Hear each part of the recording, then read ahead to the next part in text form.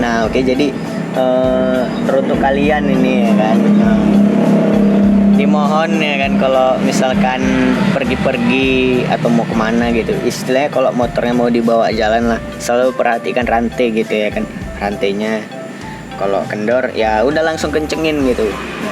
Jadi sini aku mau bahas tentang ini ya, masalah oli bocor dari kiri gitu. Kalau misalkan rantai kalian udah pernah lepas gitu, putus gitu, lepas ya kan. Terus rantai apa namanya, oli kalian tiba-tiba bocor ya, udah dipastikan gitu ya, masalahnya udah pasti sensor netralnya itu udah pasti kena udah pasti ngantem itu. Nah gitu. Tapi boleh kalian cek yang kali, belum tentu itu masalahnya gitu. Nah jadi ada apa ya, ada 3 sebenarnya masalahnya gitu. Yang pertama, kalian bisa coba cek dari tap oli ya, baut tap oli yang bawah iya kan. Nah, kemungkinan bisa jadi ya, kemungkinan waktu kalian ganti oli atau bengkel yang ganti oli, misalkan kalian sering ganti oli dari bengkel gitu kan, kalian bawakan ke bengkel gitu kan. Nah ini kadang mau tuh nggak dibersihin dulu bautnya gitu, jadi waktu dikencengin masih ada bekas-bekas pasir atau kotoran-kotoran apalah gitu kan, tanah gitu misalnya. Nah jadi itu langsung masih nempel di situ, langsung dikencengin gitu. Jadi menimbulkan space, menimbulkan ruang antara crankcase dengan baut tap olinya gitu. Jadi ya menimbulkan jarak gitu kan. Jadi ada sedikit kerenggangan yang itu bikin dia bocor, yang bikin oli itu keluar gitu. Nah cara satu-satunya ya dibersihin gitu, mau nggak mau kalau ganti oli lagi ya dibersihin gitu, dibersihin, dilap sampai bersih gitu kan. Jangan sampai ada kotoran, jangan sampai ada pasir-pasir sedikit pun gitulah.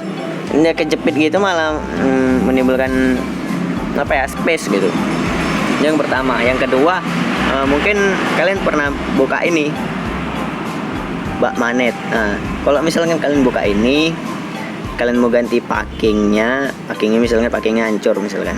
Nah kalau bisa dikerok semuanya, dikerok mulai yang dari yang crankcase dikerok sampai habis, sampai rata.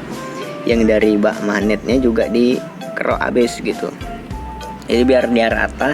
Terus ketika kalian ganti packing lagi dengan yang baru gitu, nggak menghasilkan space gitu, nggak menimbulkan space atau celah gitu ya, celah gitu.